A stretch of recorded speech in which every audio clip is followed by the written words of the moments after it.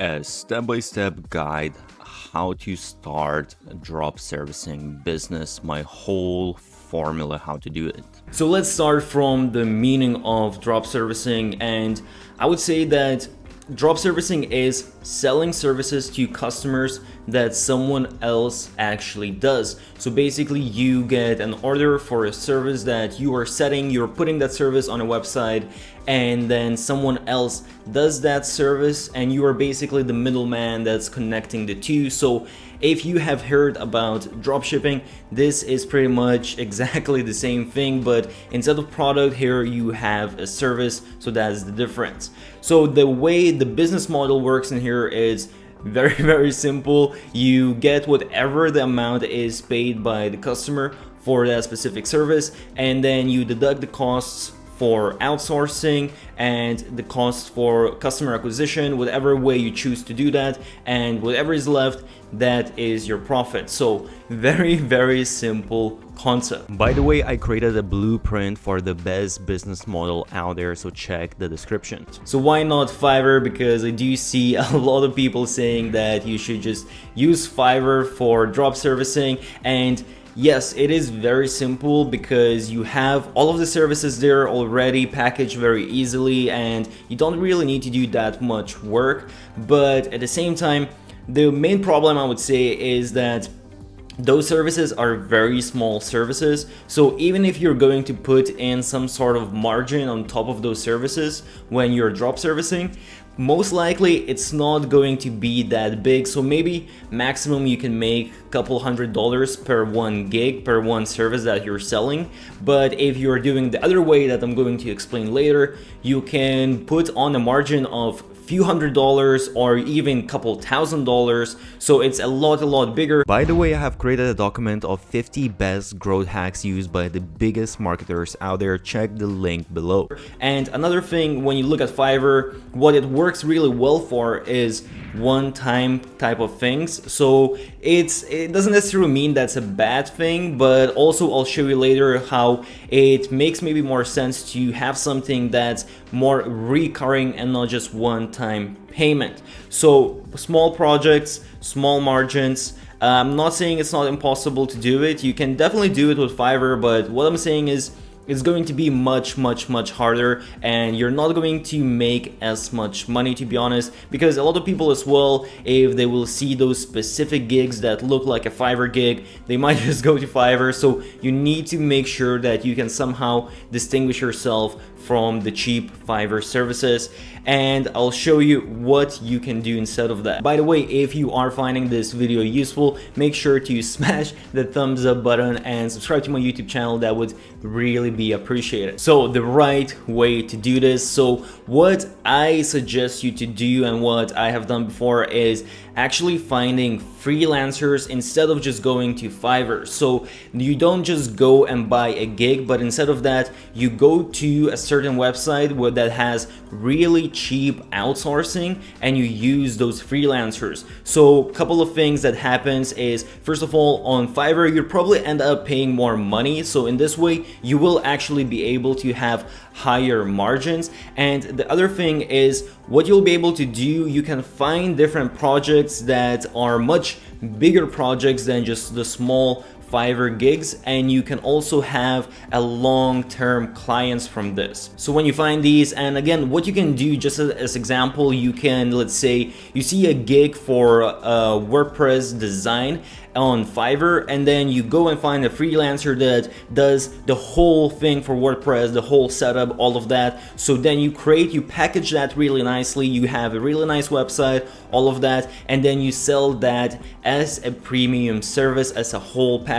And then instead of charging maybe $100 or $200, you can now be charging $1,000 or $2,000. So I'll tell you everything step by step, how exactly you do all of those things. But quickly before that, I just wanted to mention a few benefits if you are completely new to this, because I think it is actually a really great way to make money. So First of all, it has minimal cost to start. Honestly, this might be the cheapest way to start out a business right now. And I'll tell you later all of the different costs, but really you can start pretty much almost for free, or you just pay a few dollars. I think it's much cheaper than any other opportunity out there right now.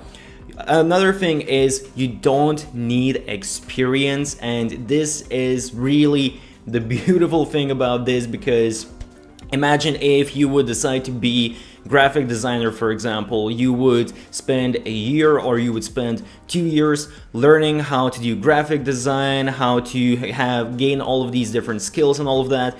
And then eventually you would find out, once you're already gained those skills, you find out that, oh, it doesn't really pay that well, or it's kind of difficult in this market to find clients or whatever it is. And then you spend 2 years of your hard work for really nothing. Whereas with drop servicing, because you don't actually need to acquire skills because someone else is going to do all of the work, it makes it so easy for you to test. You literally could test this in one day, and I'll show you how you can set up website really easy. So really you could have a really nicely set up website in a day, and then depending how you try to find clients, I would say obviously it's gonna take longer than a day realistically, but you could do that probably in a week. You could do multiple niches at the same time, multiple services at the same time. You could, whether you choose to maybe contact people or run ads, whatever it is, you could just test out a service in a week, and if it doesn't work, you move to the next idea until you find one that works really well, and then you just focus on that. So that is a huge benefit.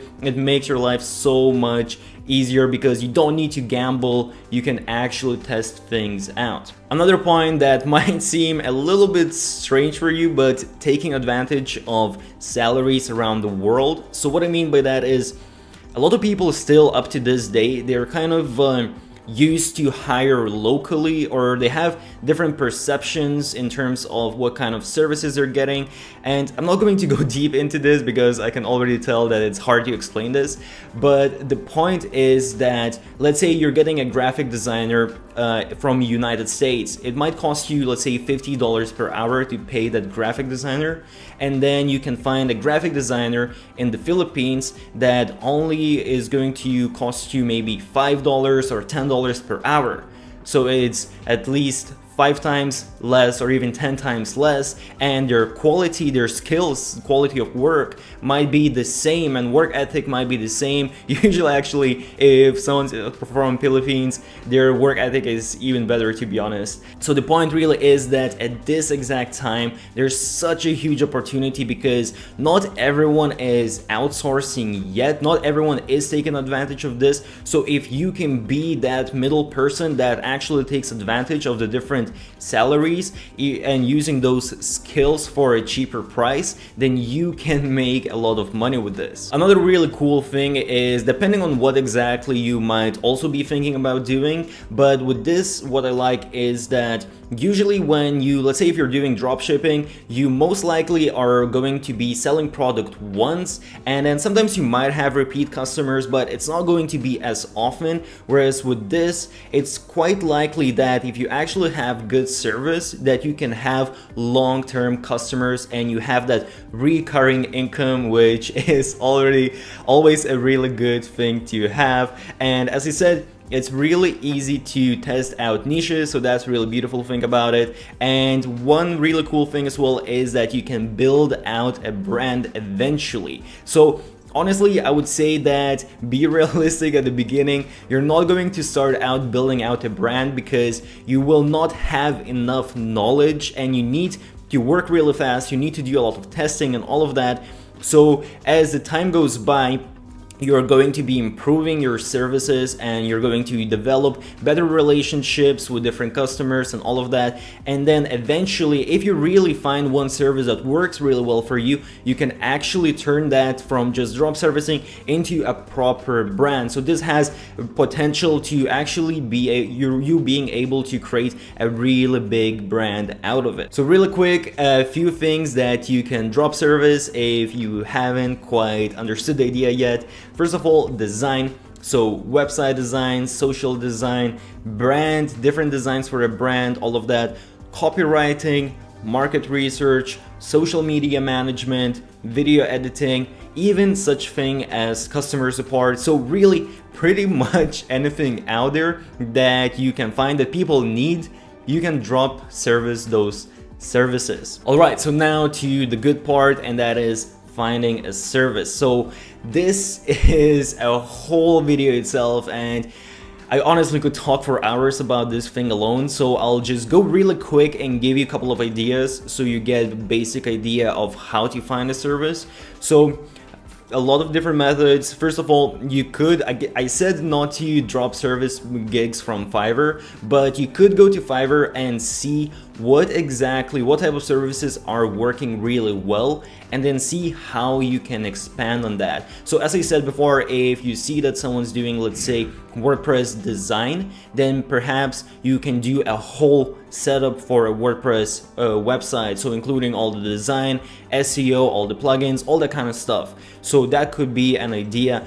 Another thing that's sort of similar to this is to go to some of these freelancer websites and see what the best performing freelancers are doing and what kind of services they're selling. Those are some of the best ideas. And you can also do it the opposite way around, where you go to those websites, and not all of them, but some of them, they have job postings. So just see what kind of jobs are being posted a lot, and which ones are being, the best paid jobs. So see some of that. You will, after some time you're looking at those, you will see what is likely a good opportunity. Little hack I will give you here is that you can also just narrow down a niche. So what I mean by this is, let's say you want to drop service graphic design. So instead of just doing general graphic design for everyone, really narrow it down to a niche such as yogis. So a lot of yogis, they are now opening different websites, whether they want to teach yoga or perhaps they want to sell products or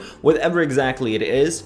So what you can be specifically a design agency, graphic design agency for yogis. So if they find your agency, think about it, would they choose just a general design agency, or would they choose an agency that specifies in yogis? I'm pretty sure they would choose the second. So this is one very, very powerful tip, that you can really just find a good service and narrow down for a specific niche, and after that you can always expand. So you can start with this, and don't worry, because it might not be a huge market, but just get 100% of the small market and then focus on expanding.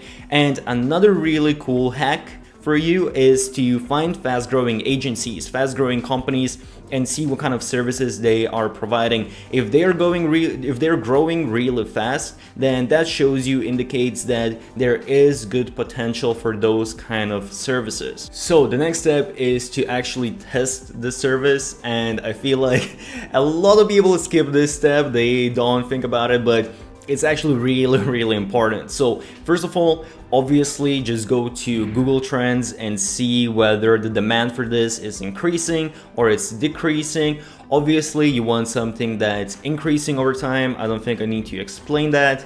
And then go and see how competition is doing. So how much competition there is. So in terms of SEO, if you go to Google, how many different services are ranking there? Is there a lot of competition? Maybe you can compete with some of the companies. Again, what the action is like on social media, what the action is like on paid media, so how many different ads there are, and so on. So just to see how difficult it's going to be for you to compete with other agencies. Another thing that a lot of people discard is see if there are actually successful competitors. So competition isn't necessarily bad. You want to have some competitors, not too many, but you want to have some that are actually successful, because that shows you that it's basically a proof of concept that this service is actually something that people want and you can actually be successful with it. So find someone that is successful within the service. So lastly, I would say find some exact numbers. So yes, you can look around and honestly you will get a pretty good feel of what it looks like, but I would really advise, if you're serious about this,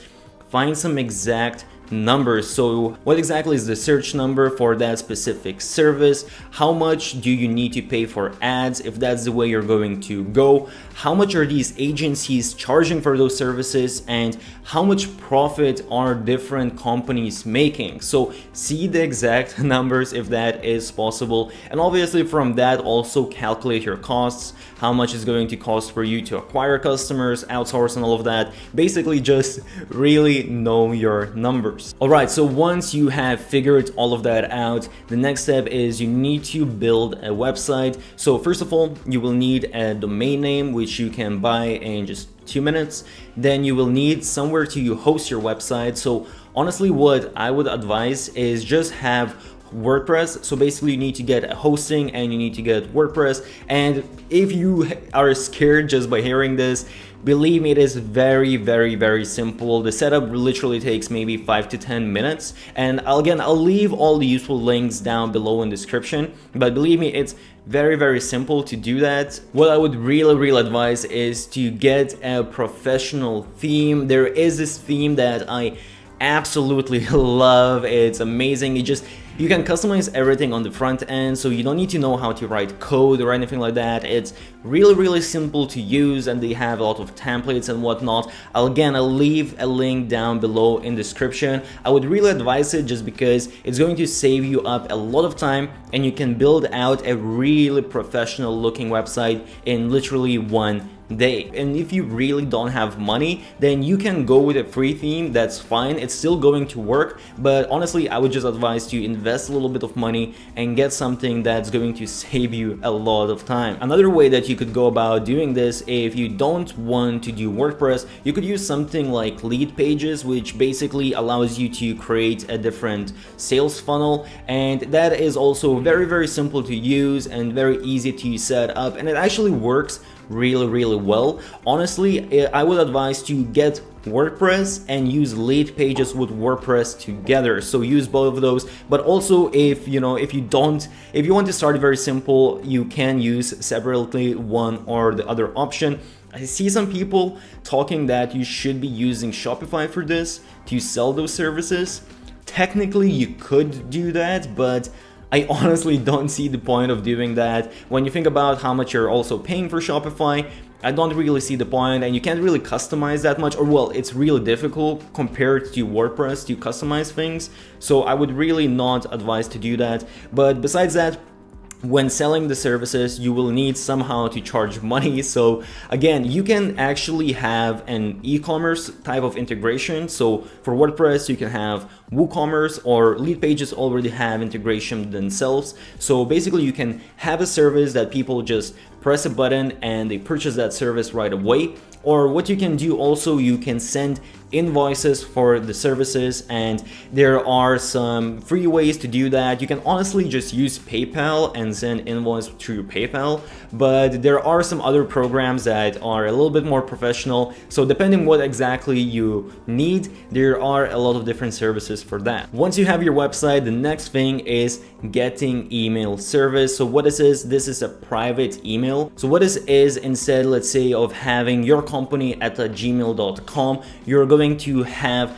info@yourcompany.com. So basically a professional email address. That's what private email address is. And then after that, I would suggest that you get some sort of email automation service. And again, I will leave a link for my favorite service down below. It's really great. You can start for free. You don't need to pay any money or anything. So this comes in really well if, let's say, you want to set up some sort of email automation that you are sending out your potential clients, or even clients that you already have signed up, or if you want to, let's say, collect your leads. So again, you can create different pop-ups and sign up forms and all of that and collect emails, and then again, you can have different automations based on different actions that you are sending out those leads and convert them into customers. So definitely be using email. So once you have your whole setup done, then you need to actually find some freelancers who are going to do those services for you. And again, there is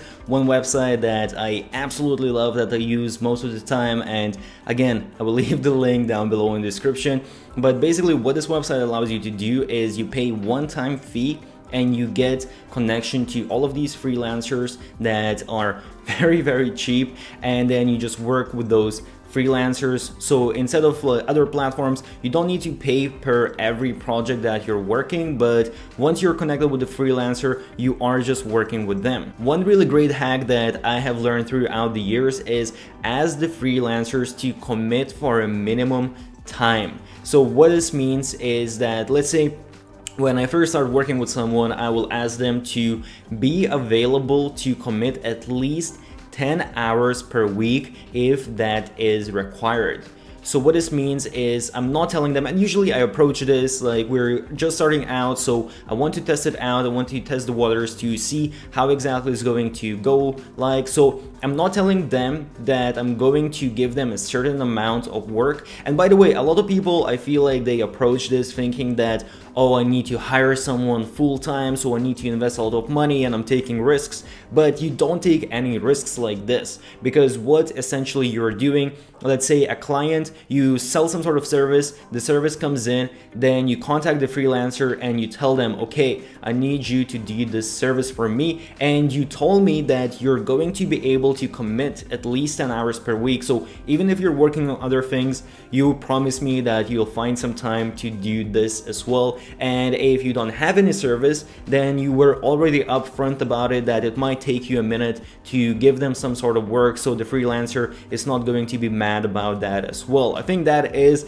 a really good approach that has worked for me for quite a while. On top of that, what I also suggest to do is get more than one freelancer, because sometimes you might get more work than you expected, and then that one freelancer might not be able, especially if you're not hiring them full-time, that one freelancer might not be able to do all of the work. So have a couple different freelancers just in case. And also you want to have them because you can actually test out which one works better. And that's kind of the segment to the next tip, which is get a tracking software. This is honestly, if you don't use one yet, this is going to change your life. One of the best investments I've ever made. Again, I'll put a link to my favorite one.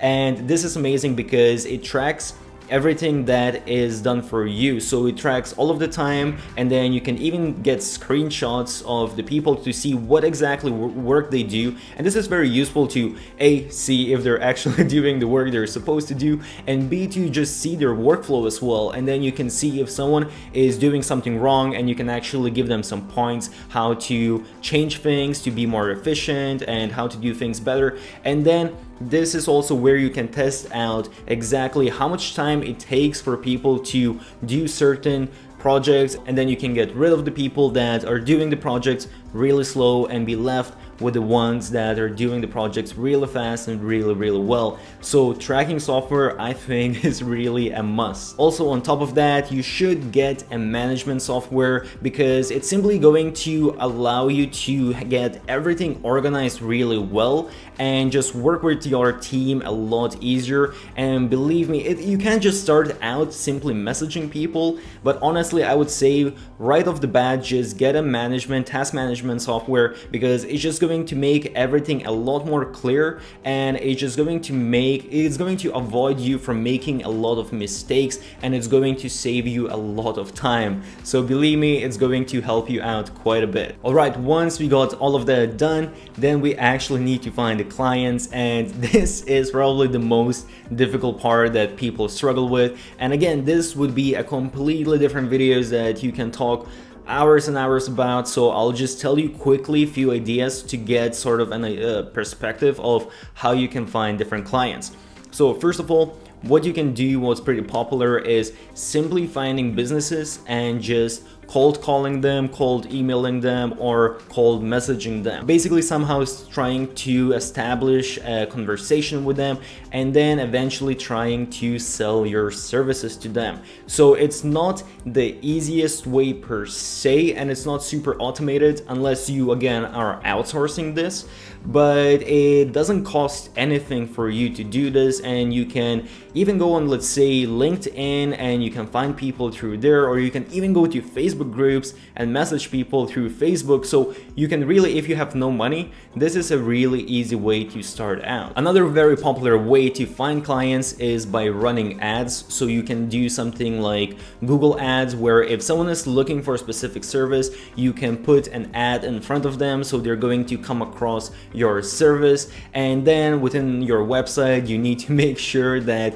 you're converting those clients, potential clients, into actual clients. Another thing that you can do is create content funnels, and this is quite a big topic, so I'm not going to explain too much, but basically in a nutshell, this is creating certain content through which you are getting traffic, and then you're warming up traffic, and through the content you are acquiring leads, and then eventually you're turning those leads into actual customers. Lastly, you could just be using job websites. So the same websites that have those freelancers, you could actually just post your different services on those websites. And if you have everything packaged really nicely and really looking professional, that could be a good way to start out and make your first connections. And then from there, sometimes you will just get referrals if you're actually doing good work. So that is also one of the many different options. Again, not going to go into all of these.